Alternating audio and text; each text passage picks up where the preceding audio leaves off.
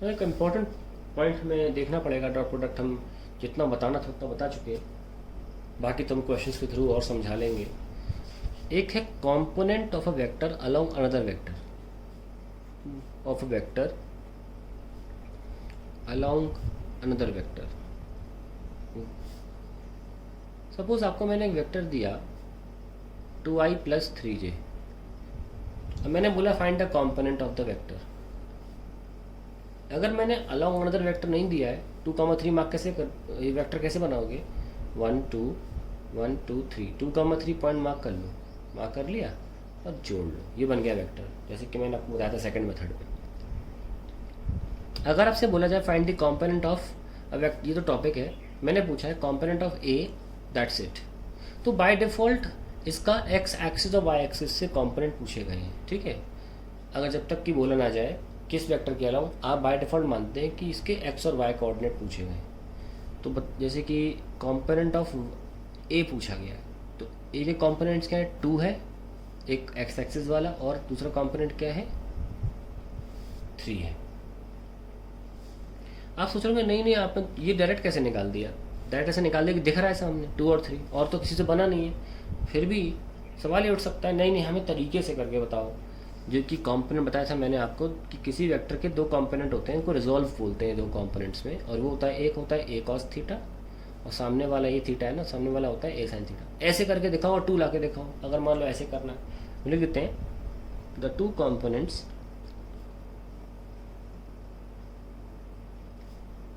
of any vector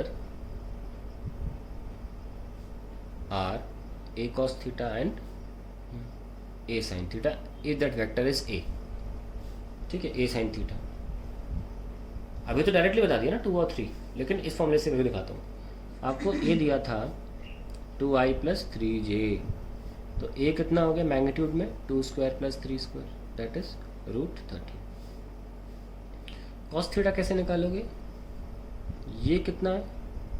अगर ये 2 है और ये 3 है तो राइट एंगल ट्रायंगल है ना, हाइपोटेन्यूज हो गया। तो हम ये देख रहे हैं कितना √13 है। वैसे भी पता है कि ये ए और ए की वैल्यू √13 है। cos थीटा होता है बेस अपॉन हाइपोटेन्यूज,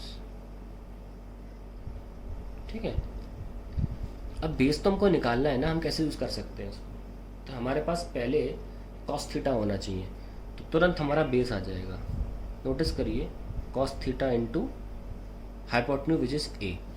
तो आपका जो ए कॉस थीटा है वो तो फॉर्मूले से भी आ रहा है, ए कॉस थीटा, ठीक है। हमारा मेन एम्फेसिस ये है, ये तो √13 आ गया कि हम कॉस थीटा निकालें, तो ये डॉट प्रोडक्ट से आ जाएगा। किससे डॉट प्रोडक्ट करें? एक्स एक्सिस से। A dot with x axis is a B cos theta, we b will be the product the magnitude of x axis के अलाउंग जो वेक्टर है। देखिए अगर ये एक्स एक्सिस के अलावा वेक्टर इतना सा होगा तो भी इसका एंगल जो होगा इससे सेम रहेगा, या यूँ कहिए अगर ये वेक्टर इतना बड़ा एक्स एक्सिस के अलावा कोई वेक्टर ले लेता तो भी एंगल सेम रहता। तो क्यों हम ये सोचें कि पूरा एक्स एक्सिस को लेना है, सिर्फ आई कैप ले लो। तो ए कितना है?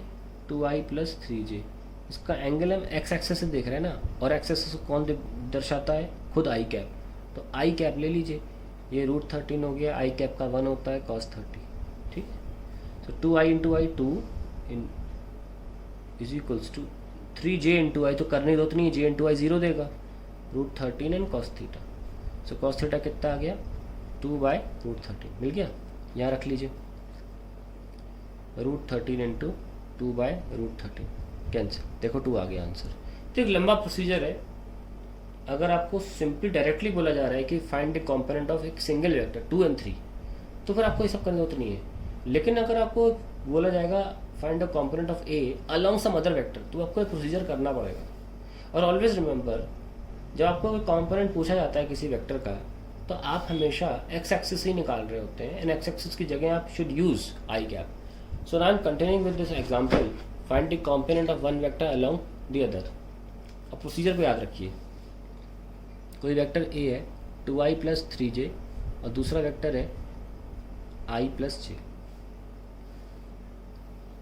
1 2 1 2 3, ये आपका है 2i + 3j, और i + j ये 1 था और ये 1 था, ये आई प्लस जे हमको इस वेक्टर के अलोंग चाहिए। तो आप इसको प्रोड्यूस करिए थोड़ा, क्योंकि परपेंडिकुलर तो गिराना पड़ेगा, क्योंकि हमें कंपोनेंट हमें अभी तक एक्स एक्सिस के अबाउट देखना पड़ रहा था। जैसे कि पिछले क्वेश्चन में हमें 2i + 3j का अलोंग एक्स एक्सिस पूछा गया था, तो हमने एक्स एक्सिस परपेंडिकुलर गिराया था ना, और हमने फिर a cos थीटा बोल दिया था। अब जब किसी और वेक्टर के अलोंग बोला जा रहा है तो उस पर गिराओगे ना, और फिर तुम्हारा ये a और ये अगर अल्फा एंगल है तो तुम्हारा a cos alpha will be your answer. तो जिस वेक्टर के अलोंग पूछा जा रहा है उस पे आप परपेंडिकुलर गिराएंगे। पहले एक्स एक्सिस के अलोंग पूछा गया था तो एक्स एक्सिस पे परपेंडिकुलर गिराया, अब दूसरे वेक्टर के अलोंग पूछा जा रहा है तो उस पे परपेंडिकुलर गिराएंगे और आपको ये लेंथ निकालनी होगी। तो अब आप ये कोई चीज़ आसानी से नहीं कर सकते, क्योंकि यहाँ तो प्योरली पता चल रहा था कि आपको एक्स एक्सिस से निकालना है, तो आपके पास दो तरीके थे, या तो परपेंडिकुलर अपॉन बेस से आप कर लेते, coefficient of G upon coefficient of I से कर लेते तो आंसर आ जाता। या सिंपली आपको पहले से पता था कि डॉट प्रोडक्ट सिंपली आई से करना है, तो बहुत ईजी पड़ गया था वो, तो आई से प्रोडक्ट करना। यहाँ पे ए डॉट बी हमें कंपोनेंट निकालना है। कंपोनेंट का तुरंत मतलब होता है ये एंगल मार्क करिए और इसको बोलिए ए कॉस अल्फा निकालना है। तो मेरे लिए अल्फा या यूँ कहिए कॉस अल्फा निकालना बहुत ज़रूरी है। तो A dot B is equals to A B cos alpha. When you find this you get the answer. A क्या है 2i + 3j, बी क्या है i + j, ए क्या है √13, बी क्या है √2। ये मैग्नीट्यूड्स हैं ए और बी के cos alpha. So 2i × i 2, i × i 1 होता है, इसलिए 2i × j का मतलब नहीं करने का, i और j 0 दे देंगे। 3j × i मतलब नहीं, 0 दे देंगे। 3j × j you have 3, this is √26 cos alpha. So your cos alpha का आंसर आया 5/√26, दैट्स इट। अब आपको कॉम्पोनेंट निकालना है a cos alpha. What was a was √13, cos alpha is 5/√26। Surds भी वैसे ही कटते हैं, ऐसे नॉर्मल नंबर कटते हैं। 13 × 2 26 होता है ना, 2 लगा दीजिए और रूट लगा दीजिए, तो आपको कॉम्पोनेंट आ गया। पर अगर आपसे कोई पूछ रहा है फाइंड द वेक्टर कॉम्पोनेंट, तो फिर अब आपको इसे वेक्टर रूप देना होगा 5/√2 को। यहाँ से देखिए vector component of a along other vector बोला जा रहा है। हमने मैग्नीट्यूड तो निकाल दिया 5/√2, पर अब हम उस अदर वेक्टर की दिशा भी देनी होगी, यानी कि a cos अल्फा को हमें we will have to give has to be given या provided direction of b, provided direction of b। और डायरेक्शन क्या होता है यूनिट वेक्टर, तो यूनिट वेक्टर ऑफ b देना होगा। यूनिट वेक्टर ऑफ b क्या है b वेक्टर अपॉन इस magnitude. What is b vector i + j, और इसका मैग्नीट्यूड क्या है √2। ये हमें चिपकाना होगा 5/√2 में, तब हमारा फाइनल आंसर आ जाएगा vector component of a along b। तो a cos अल्फा में हमें i + j/√2 चिपकाना होगा, that is 5/√2 × i + j/√2, that is 5/2 i + j। ये हमारा फाइनल आंसर है। पूरी समरी की बात करें अगर कि हमने एक वेक्टर का कंपोनेंट अलोंग अनदर वेक्टर कैसे निकाला, तो सुनिए ध्यान से। समरी के फॉर्म में हम ए और बी लिखेंगे बस। ये एक वेक्टर है ए, हमें इसका वेक्टर कंपोनेंट चाहिए अलोंग बी, वेक्टर कंपोनेंट। तो ये एंगल निकालना बहुत ज़रूरी है, जो कि डॉट प्रोडक्ट से मिलेगा। Dot product will give the alpha. तो पहला स्टेप क्या है, स्टेप 1 फाइंड cos अल्फा। दूसरा स्टेप है सॉल्व a cos अल्फा, ठीक है। और तीसरा स्टेप है give direction to a cos alpha by multiplying unit vector with it, unit vector of b with it. अब मैं आपको डायरेक्ट भी सब फॉर्म में बता देता हूँ। वेक्टर कंपोनेंट ऑफ, जैसे मान लो कोई कॉम्पिटिटिव एग्जाम है, तो ये क्वेश्चन एनसीईआरटी का मैंने लिया है, ये बहुत बार कंपटीशन में भी आता है ये वाला। Vector component of 2i + 3j along i + j, component of a along b। Direct formula देखिए इसका, a cos अल्फा इतना था इनटू, ये तो स्केलर पार्ट है ना, इनटू b कैप, ये है। अब नोटिस करिए कि आप cos अल्फा कैसे लिखते हैं, नोटिस करिए, A dot B is equals to A B cos alpha, ऐसे लिखते हैं ना। तो कॉस एल्फा क्या हुआ, A dot B upon A B cos alpha. Vector A upon A क्या होता है, A cap. Vector B upon B क्या होता है, dot B cap, that is cos alpha, remember this.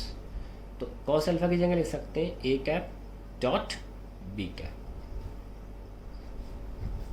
Into B cap, that is the final answer. तो A into A cap dot B cap into B cap, और ये B cap into B cap को आप solve मत कर दीजिएगा, ये साथ में सॉल्व होगा। और ये तो वेक्टर कंपोनेंट ऑफ, आप डायरेक्ट करके दिखाऊँ मैं आपको, जैसे कि आपको एक वेक्टर दिया था ए और एक वेक्टर दिया था बी, ये बड़ा लग रहा होगा देखने में, लेकिन डायरेक्ट करेंगे जल्दी आ जाएगा आंसर। ए है 2i + 3j, सारी चीज़ें निकाल लो इसमें। ए होगा √13, ये पार्ट तो सॉल्व हो गया। ए कैप होगा 2i + 3j अपॉन √13, क्योंकि क्या होता है, vector upon its magnitude. B cap क्या होगा, i + j अपॉन √2, ठीक है, सब हो गया। अब इन सबको फॉर्मूले में ठूस दो। ए क्या है √13, A cap dot B cap 2i + 3j upon √13 dot i + j upon √2 into i + j upon √2। Solve करिए इसको। √13, 2i इंटू आई 2, 3j इंटू जे 3, आई और जे का करते नहीं है, जे और आई का करते नहीं, इसलिए मैं सोचा भी नहीं उनके बारे में। इंटू √2, नीचे तो 13 इंटू √2 लिख सकते हैं, इंटू i + j अपॉन √2। तो 213 से √13 कैंसिल, क्या बच रहा है 5 अपॉन √2 इंटू √2 2 i + j। अगर आपको फॉर्मूला याद रखने की क्षमता है तो आप करके डायरेक्टली कर सकते हैं, या आप प्रॉपर प्रोसीजर फॉलो करके कर सकते हैं।